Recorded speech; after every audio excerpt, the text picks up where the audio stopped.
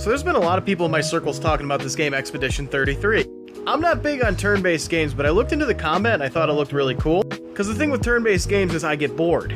So long story short, I share PlayStation accounts with a friend and he actually bought this game. So I downloaded it and played through the opening and it hooked me.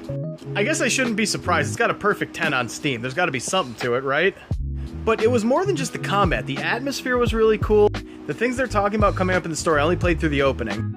But all of that seems like it's going to be really interesting. There's something real dark going on here, and I like that. I was worried that the voice acting would be, how do I put this? Like when I look at games like Final Fantasy X, where a lot of the voice acting is either really over the top or just really wispy, if that makes sense. There's a touch of that there, but not too much of it. The voice acting is pretty good. Movement is satisfying, that's a big thing. Movement is rarely satisfying in turn-based games. And yeah, I'm actually kind of looking forward to playing through this. I'm really interested in what we've got so far.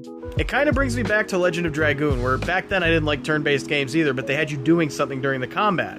Now this doing something is a lot more in-depth. You have a parry mechanic, you have a dodge mechanic, of course you have the quick time events. It's actually really in-depth, and I've only been in a couple of fights. It feels challenging, but not put my head through the monitor difficult. Who's played this one? What do y'all think of it? I'm sure that it has mostly good reviews considering, again, it's got a 10 on Steam. That's pretty rare. I'm thinking about doing modern games for my streams on Thursdays. What do you guys think? Should I stream this one? Ve Victis, save awesome. I'm pretty optimistic for this. I talked about this game after having played an hour last night. Now roughly 4 hours in, because we streamed it today, my mind has changed from this game is pretty cool to this is awesome. Like, I'm enjoying every aspect of this game.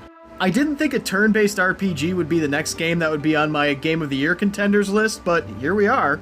Now, obviously Monster Hunter Wilds is still Game of the Year for me, that's not changing. But if Monster Hunter Wilds hadn't come out, I'd probably be pushing this for Game of the Year. Now, if you've been following me for a while, you know my feelings on turn-based games. I find them painfully boring. I zone out, I can't focus, and like that zoning out just keeps me from engaging in the story. But with this game, we actually have very engaging combat, characters I'm thoroughly enjoying, and we have some great voice acting for an RPG. I have noticed a lot of RPGs have mediocre to bad voice acting. Like, I'm half tempted to keep playing this game during the Monday, Tuesday, and Wednesday streams too.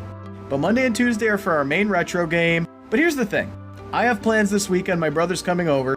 I think after this weekend, we're gonna add Saturday and Sunday for more modern games. Because since I've played the majority of this on stream, I don't want to not play on stream, and I also don't want to start a new game. So I really want to add more days because I don't want to stop playing this. So this one's a big surprise for me. So far, I'm going to say it's about a 9 out of 10. Give it a shot. Ve Victis, save awesome. Again, this game surprised me.